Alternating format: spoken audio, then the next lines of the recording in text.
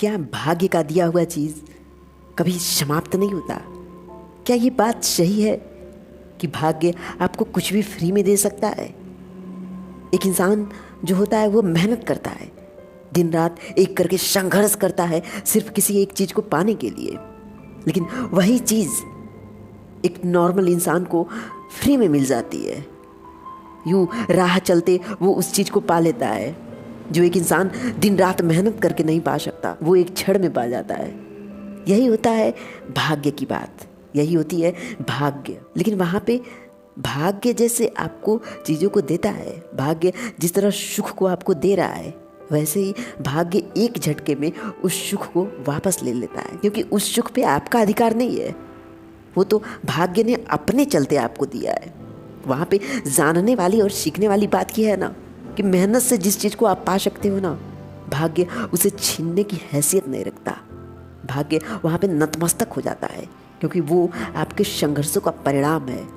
उसके सामने भाग्य भी घुटने टेक देता है। लेकिन जो चीज़ आपको फ्री में मिली है, जिस चीज़ को एक क्षण में आप पा गए हो ना, वो जैसे आया है वैसे ही वो धोखा देकर चला भी जाएगा। जब आपको उस चीज़ की असल में ज़रूरत होगी ना, तो वो आपके रास्तों से जा चुका होगा, वो मंजिल समाप्त हो चुकी होगी, और वहाँ पे बैठ के आप रो रहे होगे कि ये आपसे कैसे छूट गया। ये मात्र आपके साथ अभी तक था, लेकिन जब अंतिम समय में आपको असल में उसकी ज़रूरत पड़ी, तब उसका साथ हमेशा के लिए छूट जाए। कुछ लोग जिस सुख के लिए रो रहे हैं, वहाँ पे वो सुख आपको फ्री में मिल जाता है, लेकिन वो सुख कभी भी दुख में बदल सकता है, क्योंकि वो भाग्य है। भाग्य बदलता है, लेकिन 10th में जो आपने नंबर पाए हैं वो आपका परिणाम है। वो परिणाम अगर दोबारा एग्ज़ाम दोगे तभी बदलेगा। एग्ज़ाम के बाद ही बदल सकता है, लेकिन वो भाग्य नहीं हो सकता। अगर रास्ते में आप 10 रुपये पाए हो, वो आपके जेब से गिर गया, तो वो भाग्य है, क्योंकि आपने पाया तो, लेकिन भाग्य बदल गया, वो पाई हुई चीज़ आपसे छूट गई। समय बदलता है, भाग्य बदलता है, लेकिन आपके परिश्रम द्वारा जो परिणाम आया है, वो परिणाम समय के साथ नहीं बदल सकता। वो परिणाम आपका है, वो परिणाम आपके संघर्षों का बोल रहा है। वो चीख रहा है कि इस चीज़ को भाग्य ने नहीं दिया है, बल्कि यह चीज़ आपके संघर्षों का परिणाम है। इसलिए भाग्य पे विश्वास मत करो, और रोना नहीं चाहिए कि आपका भाग्य बुरा है, बल्कि आपका भाग्य अच्छा है। तभी तो आपसे परिश्रम करवा रहा है, तभी तो चाहता है कि लंबे समय के लिए आप उन सुखों का अनुभव कर सको, उन सुखों का भोग कर सको जो आपके मेहनत के परिणाम के स्वरूप में मिलेगा। भाग्य बदलता है, लेकिन आपका परिणाम कभी नहीं बदल सकता। आपका परिणाम निश्चित होगा, आपकी कामयाबी निश्चित होगी, लेकिन भाग्य द्वारा कमाई गई कामयाबी कभी निश्चित नहीं होती।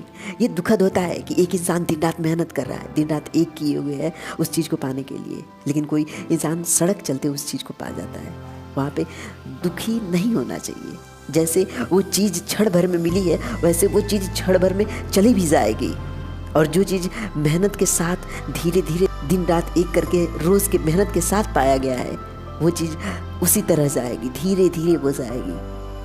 वो आपको पता होगा कि यह कब तक आपके हाथ से चला जाएगा, लेकिन भाग्य के द्वारा कमाया गया कोई भी चीज़ आपको पता नहीं होगा कि कब आपका भाग्य बदल जाएगा और वो आपसे दूर चला जाएगा। इसलिए भाग्य पे विश्वास मत करो। भाग्य का रोना वो रोते हैं जो कमज़ोर होते हैं।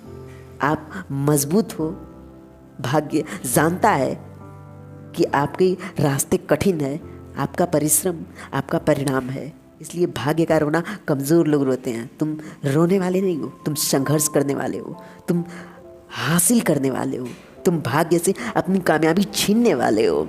इसलिए अपने ताकत को पहचानो। तुम एक इंसान हो, यही तुम्हारी सबसे बड़ी ताकत है।